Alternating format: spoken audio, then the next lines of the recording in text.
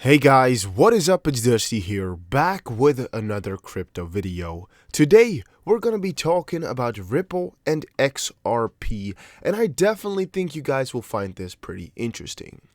Now, before we get into any of that, XRP price has actually been doing quite good if we compare it to Bitcoin. Because as you can see here, Bitcoin is right now at $7,600, really just pumping their way down the stairs or plummeting their way down. Even Ethereum here, minus 10% on the day. This is not looking so good. XRP, on the other hand, is only minus 4%. And yes, I'm saying only as if it's the best case scenario ever. But no, that means that XRP has been doing plus 3% on XRP to BTC, which again can be considered a little bit positive as XRP has now not been going down as much as the rest of the market. In comparison for the rest of the year, yes, it's not optimal, but you guys get the idea. First, and actually most important article of the day here is Ripple employee thinks Ripple employee thinks it's impossible for XRP to reach $100 in 2020. Yeah, by Ola Yode Yusuf. A Ripple Labs employee by the name of Josh Lin has said it's practically impossible for the price of XRP to reach $100 by 2020. And I looked up Josh Lin real quick. He's got a history right here. I find it funny on his LinkedIn page, he actually states all of his courses in university. I think that's pretty interesting. And also he had like a lot of musician courses. Didn't even know that that was a possibility in uni. I just thought that was something funny. But yeah, he is the talent sourcer at Ripple, Berkeley, California. Yeah, that's pretty much it. And he's been working there for like 1.5 years right now, 1 year, 6 months in the San Francisco Bay Area. First talent sourcer at Ripple, focus on backend engineering roles. Pretty interesting. He's worked himself up there though in 4 years, so he must most likely be somebody quite talented. I don't know. I was kind of looking through the internet about, who exactly it could be, this Josh Lin, but since I had no idea what he looked like, it's pretty impossible to find an Instagram. It would be racist to say that this will be him, as this is not the correct name. It just said Josh Lin, so I was like, hey, that's the first one that popped up. All right. Josh Lin, an asymmetric investor and Ripple's talent sourcer, said the possibility of XRP reaching $100 is highly unlikely because that would mean the entire market cap of XRP is $10 trillion. Responding to a question on Quora, he said at the moment, the market cap of Bitcoin is approximately $165 billion, while the entire cryptocurrency market is around $227 billion. At the max, this was about $800 billion, when, of course, all the coins were at its peak. Right now, it's $205 billion. Josh said XRP staying at $100 by the end of 2020 would mean the digital asset is the only dominant cryptocurrency asset that is being used by people. Does not really state the truth right here, as in our theories, it mostly is said that Bitcoin will still be the number one, but XRP is going to also rise a lot, and Bitcoin is going to rise a lot. So if XRP goes to $10 trillion, there's actually almost no chance that Bitcoin will stay low, and that XRP is going to be fully at the top by like 10,000%, and the rest of the coins are down low. This, he said, it is super unrealistic, if not impossible, because as any inception of new technologies matures, what historically tends to happen is one design for all use cases diverges into many designs for several use cases. What historically tends to happen is one design for all use cases diverges into many designs for several use cases. Don't know why they stated it twice right here. The same Josh Lin, been an asymmetric investor, had suggested anyone wanting to invest in cryptocurrency select 5 digital assets and not XRP alone. Now, I don't actually completely know for sure if it's the real Josh Lin, so if it's really him who did this and how he can verify if it is, because I searched a little bit, I checked out, but I don't know exactly where to find Quora and how to verify that it's a real person. Not too familiar with Quora though, from that perspective.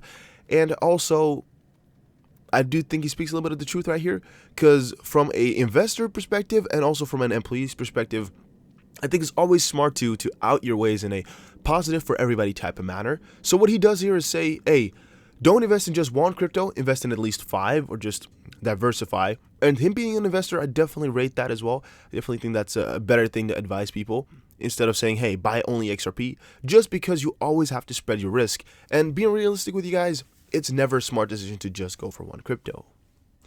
The talent sourcer Josh enjoined investors to research on at least 5 crypto, and in a statement, Josh advised investors to put in an equal amount of capital in all of the 5 digital currencies they are bullish about and put their hands in akimbo after that.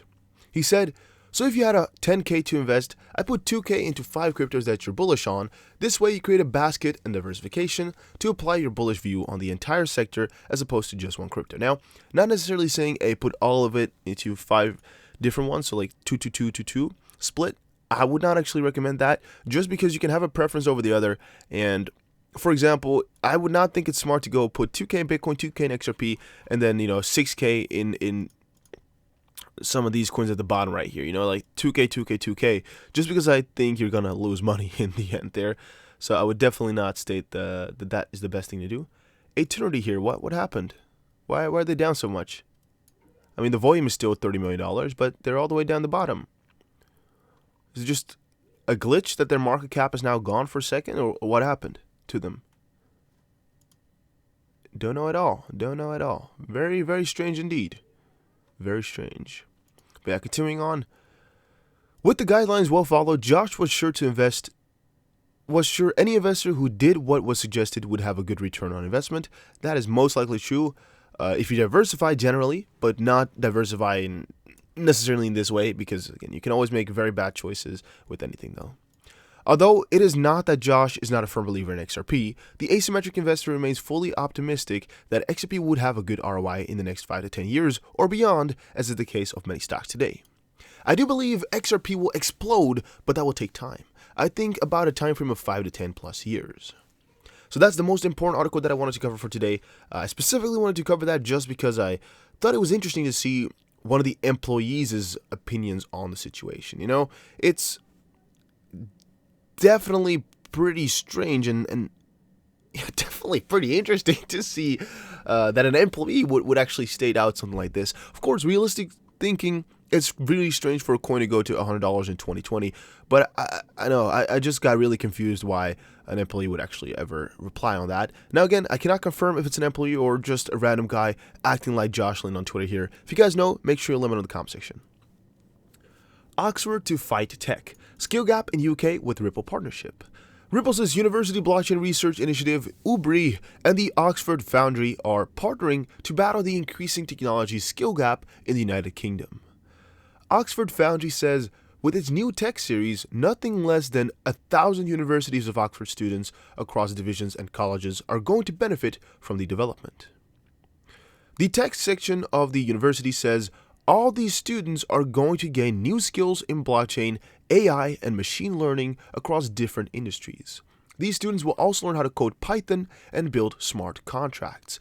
Now, the learning Python, I guess you can do in most AI or computer science or any related studies, you'll most likely learn Python. But to build smart contracts is actually really interesting. I really don't know how they thought about it or how they can get things like this fixed to get them as proper studies, but that is, to me, really quite amazing that they can get stuff like this done. Because I would actually just go ahead and go over to Oxford right now, if you ever could get in, to study something like that, just because it is really quite amazing. Now, the one thing that always holds me back from doing such a thing is you can learn everything you want in the university at home as well. I mean, you can buy the same books if you would like to. You can learn everything through videos as well, or at least most things. If you want to build a smart contract, I'm assuming there's going to be at least 100 videos out there on how to freaking get started or how to code on Ethereum, things like that. But not too sure, as I never really looked it up too deeply. And it's already been 2 years since I last looked up anything related.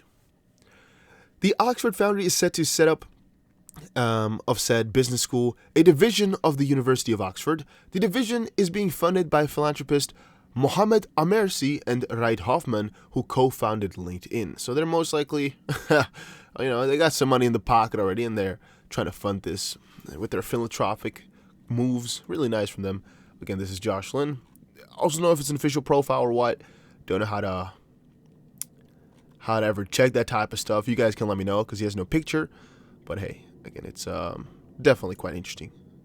Oh, here's the XRP Crypto Wolf actually on Twitter. He's been sending me quite a lot of stuff, guys. And to me, pretty amazing. Because, for example, what he showed me as well was this right here, a tweet. The University of Oxford said it's joining Ripple's University Blockchain Research Initiative, and this is actually before I found the article in which it explains what's going on. Over 1,000 university students of Oxford from all Oxford colleges will be given opportunities to gain new skills in blockchain, AI, and machine learning. And this type of stuff is just amazing when people send it to me. You know, I always appreciate that stuff a lot. So if you have some articles that you would like to show me or that I must cover in a video, and I will always give you a shout out if I use one of your articles or info that you give me, make sure you send it to me on Twitter because that's the place I check the most. And I'll see you guys again in another crypto video. Take care, everybody, and have a very nice day. Blah, blah, blah.